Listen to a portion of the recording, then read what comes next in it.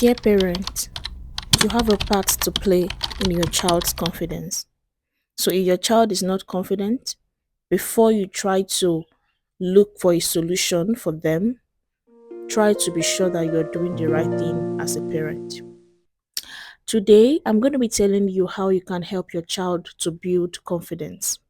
Because, like I said, you have a part to play. While I'm doing this, you're going to be seeing a vlog on how my 31st December 2024 to 1st January 2025 went.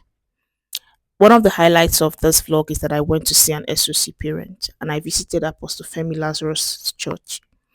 Before I get into how you can help your child build confidence, the book that we were holding is one of my books, Confidence Manual for Kids and Teens. The book is 5,000 naira and it's something that your children would really love to read.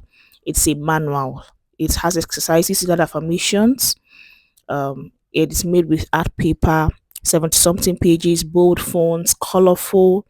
The book is really something that you would want your child to have. Parents come to buy and buy more. That is how important that book is. So now let me just get into it. How can you help your child build their confidence?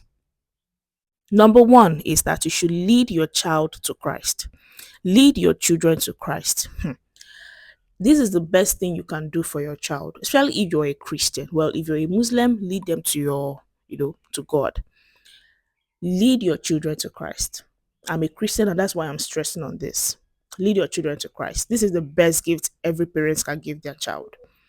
Your child begins to see herself rightly when she knows God, when she has a good relationship with God. When she's reading her Bible and she hears, oh, you're fearfully and wonderfully made, you're a chosen generation, you're a royal priesthood, and the child is believing all these things, and the child is praying, the child is studying, the child is going to church and being actively involved. You wouldn't understand how, you will be shocked. You will be shocked how your child's confidence will improve. And that's just the truth. So if you have not led your children to Christ, you're just like they're being like, oh, they will give their lives to Christ when they grow up. If you start early, your child will have more benefits. Lead your children to Christ. It even makes your parenting journey easier. Okay. Number two, expressing and showing unconditional love for your child. To help your child build their confidence, you need to express and show unconditional love. Love that has no qualification. They must not be fair for you to love them. They must not be brilliant for you to love them. They must not have it all for you to love them. You are a steward as a parent. God has given you something to take care of. So if you're looking for a perfect one, you might not achieve your goal. God has given you something to nurture, and He would ask you for account on the last day. So express, affirm your children. Tell them they are beautiful. Tell them they are amazing. When they do something, appreciate them with your words. And show. Let them know that my mother loves me unconditionally. My mother doesn't stop loving me when I fail an exam. She loves me unconditionally. Even unconditionally means that even though I'm doing well or not, she loves me. And yes, she wants the best for me, but she loves me. It's just like how God loves the church, how God loves His people. Whether you are perfect or not, He loves you. Do you get? So express and show unconditional love to your children. If you don't love your child knows. Your child might be small, but they know when somebody loves them. And if you do this as a parent, remember that this video is for parents. This video is not for your child. This video is for you to play your part well as a parent. Okay? Now, number three, giving your child room to express themselves. And when they do so, you listen. This is one thing African parents don't do. You want your child to talk and you're yelling. I'm waiting for you to reply me. What are you waiting for? Am I not talking to you? Speak up. Do you think they will want to express themselves with your yelling? No. Most African parents are on this table, and this table will break today. Don't yell at your child.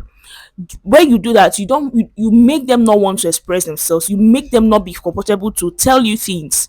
And this is why children go to the back and do worse things and they cannot even open up to you because you cannot listen. Because you train them with fear. And I will even still get to that.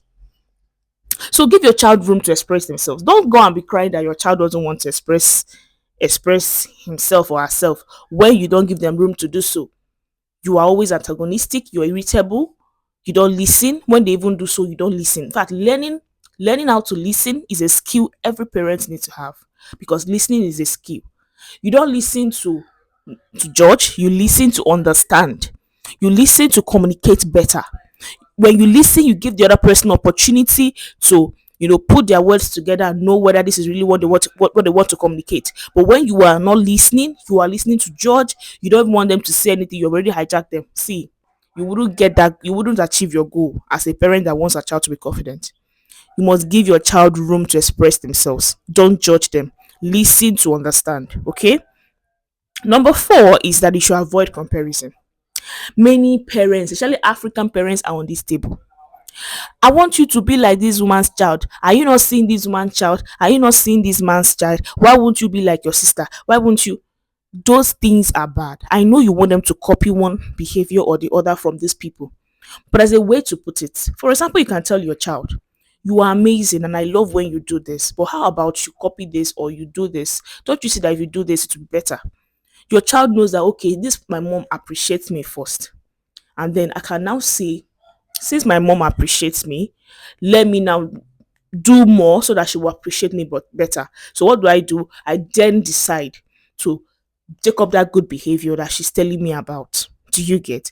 Appreciate your children. Don't compare. Appreciate their uniqueness. Your child might not be brilliant in school and all that, but they are smart in other areas of their lives. Probably in house chores, they do it perfectly well. Every child has strengths, every child has weaknesses.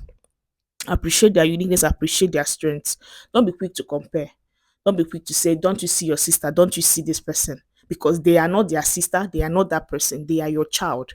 And if God has given you something, you owe God that responsibility of taking care of that child and bringing out the best in that child. So you can't do it if you're comparing them, because even God said those that compare themselves with themselves are not wise, because God has given us different offices and those offices make up the body of Christ. So even in parents, even in that your house, if you compare them, you can't achieve your goal, because you cannot have all your children behaving the same way. One person will be introverted, one person might be extroverted. It's okay. Accept them. Okay. Number five, be realistic with expectations. As a parent, you're not even perfect. For me, that is a child to somebody, I know my parents are not perfect. They are a work in progress. They have done things that, if not that I understand myself and I know how these things work, I would have judged them. But I understand them more because I have been trained, like I'm well read in these aspects. So I know how these things work. I'm more intentional about my life, so I know how these things work. So I don't even expect so much from them, because they are human beings. They will get angry, they will get sad and say some things. I wouldn't judge them. Okay. Now, for you as a parent, be realistic. Be realistic. Don't expect so much from your child. Your child is not perfect. Your child is not a robot. Because this is the issues we are having. You want to have a perfect child, and the child, in a bid to be perfect, starts to lie, because nobody is perfect. They will start to lie. They will start to do things at your back, and you will get to find out when the thing has actually spoiled till the end. Like it has spoiled, rather that you cannot even do anything about it again. You don't want that for yourself. Be realistic with expectations. Let your child know that it's okay to mess up. I'm not saying you should intentionally walk into doom, but it's okay to mess up. It's okay to make mistakes. I will be here if you make mistakes. I will not run away. I will still be your mother.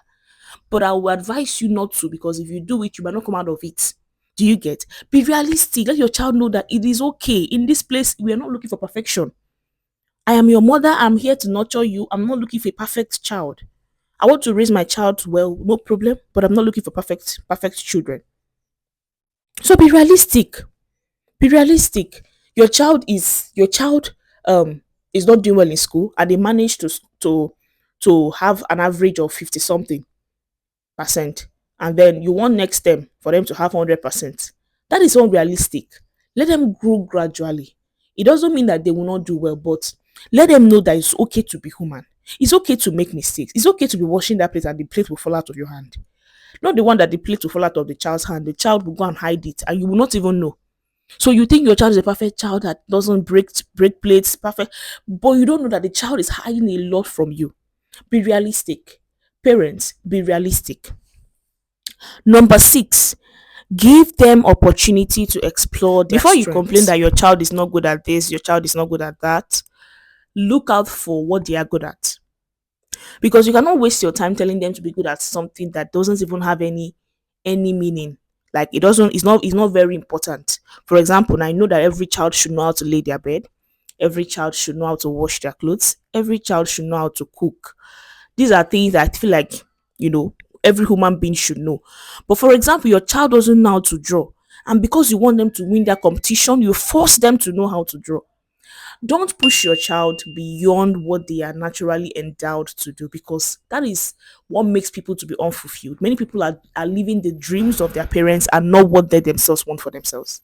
Parents are there to guide. You're not there to impose these things, because that child is not your make. It is God that made that child. So if God says this is what I want this child to do, and this is what the child will be good at, you cannot force that child to be good at what you yourself want. Give your child opportunity to explore their strengths. If they are good at singing and there's an opportunity to go out there and sing, let them have it. Because when they go there and they do it well and anything comes out of it, you yourself will be a proud parent. Themselves, they will be proud of themselves that, okay, there's something I know how to do well.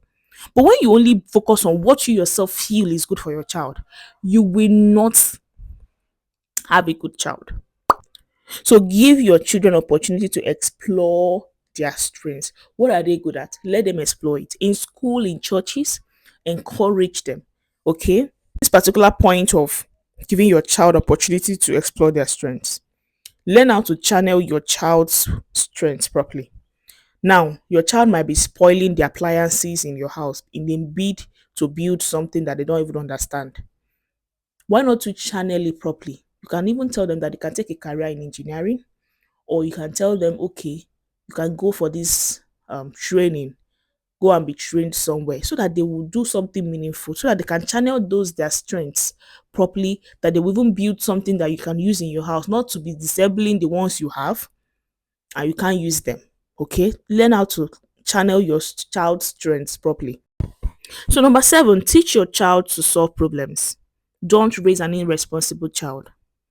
Let your child know that if I see a problem, I solve it. It is not there for somebody else to solve it. I am not dependent. If you let your child be dependent on you, you would suffer as a parent. You will stress out yourself unnecessarily. Let your child know that I can do this thing. I mustn't wait for my mom to do it. I want to make indomie and she has taught me how to do it. I can make it myself. The bed is scattered. I can do it myself. I mustn't call my mom to do it. She can help me, but let her know that she has a mind of her own. I can do things myself. Don't raise a child that is always calling you, because if you raise a child that is always calling you, when they get into university, they will always call you. A lecturer shouted at me today, I want to submit this one, they did not answer me. This is what we will be hearing, because you did not raise your child to be responsible. You did not raise your child to be independent. Like, you did not raise them to be independent and have a mind of their own. So they're always depending on you. And they will depend on you to the point that you will be weak. So you don't want anybody to weary you out. Teach them that I can solve problems. If I'm in a place and there is a problem or there's an issue there, I can sort it out. Okay? Now, number 8, model confidence. As a parent, you want to be confident yourself. That way, your children can see that you're confident and learn from you. Do you get? So, I have this parent in my school that eventually became a student. Okay, first of all, she was a student in SOC, in School of Confidence, and eventually she registered her son with me. Before she registered her son, she told me that her building her own confidence helped her son to be confident. Her son began to see that, okay, this is how my mom handles issues of life. This is how my mom speaks in public. This is how my mom has conversation. This is how my mom does this, does that. And it began to send signals to the boy's brain that, this is how to behave confidently. This is how to behave. My mom is doing this. I have to learn it from her. So if you have a low self-esteem as a parent, what do you expect to train? Like, what do you expect to have on your child? You expect to have a child that has a low self-esteem, because you cannot give what you don't have. So model confidence. Let your child see that this my mom knows how to handle life issues. She knows how to speak when she's talked to. She knows how to be assertive. And when you're modeling confidence, when you're modeling that healthy self-esteem, learn how to instill respect, not fear. Somebody was telling us how he's in his 60s. He was telling us how he was raised by parents and uncles and aunties that instilled fear into them, that they trained them with fear, that you would use because you don't want to do the wrong thing, because you're afraid of doing the wrong thing, to actually now do the wrong thing. Like you are afraid of doing the wrong thing, but you now eventually do the wrong thing because you were raised in fear, not out of respect, not out of I want to be right, I want to do the right thing, but out of fear. I don't want to be flogged. I don't want to be punished. And to them, it looks like training. But this is dysfunctionality. It's not the right way to train. Even as a leader, you don't command respect by instilling fear. You model that thing that you want. You model it first, you teach it. Do you get? You teach it. But one thing that will help them even respect you more is modeling it, living what you're asking them to do. So, as a parent, model confidence, instill respect, not fear. Let them know out of fear build confidence, because that it cannot even work. That your child would build confidence out of fear, it can't. You cannot tell that child, if you go to school, make sure you take up that debate, whatever. Make sure you're part of them. Make sure you act drama. Make sure the child will go. But that day you'll be embarrassed because the child will be on the stage and the child will flop. So what do you do? Model confidence, instill respect, not fear. Number 9, intentionally place your child in the healthy environment. Intentionally place your child in a healthy environment and teach them to walk away if it's not healthy. Let me explain this very well for you. Be careful of the kind of schools you send your children. I was at Abuja last few weeks, and this was in Abuja. This particular video you're watching now is in Abuja. I went to Abuja and I visited them. So I met parents that I tried to sell my books to, and they told me that their school, the schools the children are going to, they do these things. Even though I still told them that it's not about the school doing it. I mean, parents that I have in Abuja that come every year for registering their children, does it mean that their schools don't do it? They have seen something valuable in SOC, and that's why they bring their kids. I mean, but what I'm saying this is, it is beautiful that schools are now considering these things. So if you have a child and you may just want to put them in a school that cares about their confidence, that cares about public speaking, that want to train them to become more, confident and have a healthy self-esteem. Even in church, let their Sunday school teacher not be somebody that talks down on them. Let their friends not be somebody that hates them, that talks down on them, that bullies them. How can your child have a friend that is a bully? Your child comes back every day and is crying that my friend beat me, my friend took my this. What kind of friend is that? You should actually tell your child it's okay to be alone until you find the right people. Nobody deserves to be in your life for you to feel good. They must not be your friend. They can walk away if they choose to. These are things you need to teach your child as a parent so that you make parenting easier. I tell parents, if your child has a healthy confidence and self-esteem, your parenting is easier. They won't be disturbing you over rubbish. Do you get? Teach your child to walk away. Somebody was sharing something. The person said that she was walking down the street and she saw these two children. They were fighting. One of them was angrily walking away and saying, I came to see him in his house. He was not around. And he'd not even tell me that he will not be around. I was walking angrily down. And the other person was chasing him and was pleading. The other child. I had to stop them. I was like, why is your child pleading with you and you're walking away angrily? Said, I came to see him. He was not around. He did not tell me he will not be around. Every time, you know. And the woman was like, did you tell him before coming? He said no. And even though he's even pleading with you, you're walking away. And she was saying that parents should teach their children that a person must not be your friend. You should not have a friend that treats you that way. You're pleading with them and they're walking away angrily for something that is not even your fault. Does it mean you will not go anywhere because they want to come to your house? You should remain inside your house. And you're even pleading with them and they're walking away and treating you that way. She said parents should teach their children. Parents should teach their children to be okay. To be okay if somebody doesn't want to be around them. And she said she doesn't want to raise children that are fearful, that only gains their self-confidence and self-worth when people are in their lives. So, and even the child, she said if she had seen the mother of the bully, the child that is trying to make the friend feel bad for not being at home, she would have told her mom to also train her child properly. And then the one that is chasing, that is begging and chasing, should know that I mustn't be. He can be angry, for God's sake. He can be angry, but then we'll be fine. Or he goes his way, I will be fine. No, but children. So these are the things you have to tell your child. teach them to walk away. And just in case they cannot walk away, also teach them to choose what gets to them. If somebody is saying a lot of things, they should choose the good ones and throw away the bad ones. I teach this in my school, that you should have a sieve in your heart. It's not everything that people say that should get to you, because you might not have the opportunity to run away from an environment that is toxic. So you can even be in a place that is toxic and still be able to thrive in the midst of the nonsense that is going on there. Now, number 10, encourage your child to face challenges, not run away from it. Your child has something they've told them to do in school, and they come to tell you, Mommy, they said we should do this. Don't be quick to say, can you do it? No. Let them be encouraged to face challenges and not run away from it. Encourage them to face challenges and not run away from it. Let them know that I can do this, you can do this. Don't run, you can do it. Because you build your confidence when you face challenges, when you try the things you're scared of, when you dare your fears, and you know that, oh, this is possible. Your child tries public speaking for the first time and comes out to say, oh, it was so easy, I didn't know I could do it. Next time they will want to do it more and more because they are becoming more confident.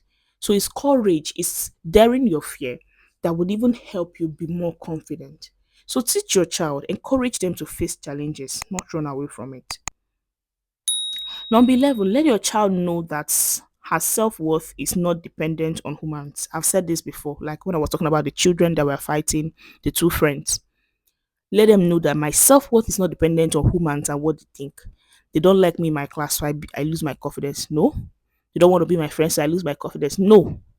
Okay? Let them know that on their own, God has said they are fearfully and wonderfully made. There are three things I tell my students in School of Confidence, both the adults and teenagers. Three things that determine your worth. You are rare, there's nobody like you. Your purpose makes you valuable. And your owner, which is God. If you enjoyed this video, because I know you did, kindly like, share, subscribe, and comment. My name is Miss Omalichwa, and of course, I am your confidence doctor. Bye for now, and see you in my next video. Okay, your rare nature, your purpose, your owner who owns you. Wait for my mom. I know you want to know what I'll say. Who owns you? My mom and dad. Yeah, so that's enough to make you confident. No. I own myself. Are you joking? Are you serious? I own Who owns myself. you? You own yourself. You don't own yourself. I said I own my mom. My mom owns me. No, your parents are not your owners. Who owns So you? who is my owner? Who owns you? Okay. If God did not create you, would you be here? No. My owner is God. So how come your parents are, when your parents are just taking care of you, they are still working what God has taken? So it's not you are not, if God says, okay, I want to take you today, you can't do anything about it. It's God that owns you, isn't it? Yeah. So if God owns you, Like, not just setting unrealistic expectations. don't be too hard on yourself, especially during your first time doing something. This is because you are likely to be less excellent than something you are doing for the first time. For example, your first time cooking might not go well because your body hasn't adjusted to it. You should strive to be excellent. Don't be too hard on yourself, else you will lose confidence. So, what does it mean to be unrealistic? It was my first time. It was my first time going to the deep end of the pool. So, hello. Going to the deep end. I was a bit scared. So when I got there and they said I should go back, I didn't feel like my body was not adjusted to it, but I kept doing it, and now I can do it whenever. Yeah, so if it's your first time doing something, don't expect so much, right? Yes. Because it's your first time, your body, even if it's not your first time, if you're new at something, maybe it's the second time or third time you're trying something, you will not be too perfect at it. So just be patient, your body will adjust. What's the difference between a conversation and public speaking? Public speaking, you're talking to a group of people. Why conversation is what? Conversation is when you talk. After you finish talking that speech, you can go to another speech. But when you are in public speaking, you can't go to another speech. You have to say what you have learned. And I don't understand. Are we having a conversation or are we doing public speaking? Okay, we're doing a conversation. Conversation is where you're talking to 2 or 3 or 4 people, not many people. Okay. Yes, and it's more informal. I can ask Yes. questions, we can talk. You can Public ask speaking is that maybe I'm on the stage And you I'm can speaking. another difference is that public speaking, you cannot say if you are talking about the New Year's Eve, you cannot just change to dresses at party. Public speaking is more formal. Yes. Like there are no more interactions and all. But conversation, when you are talking about like, do you know that I have that? You can also change it to, do you know today is the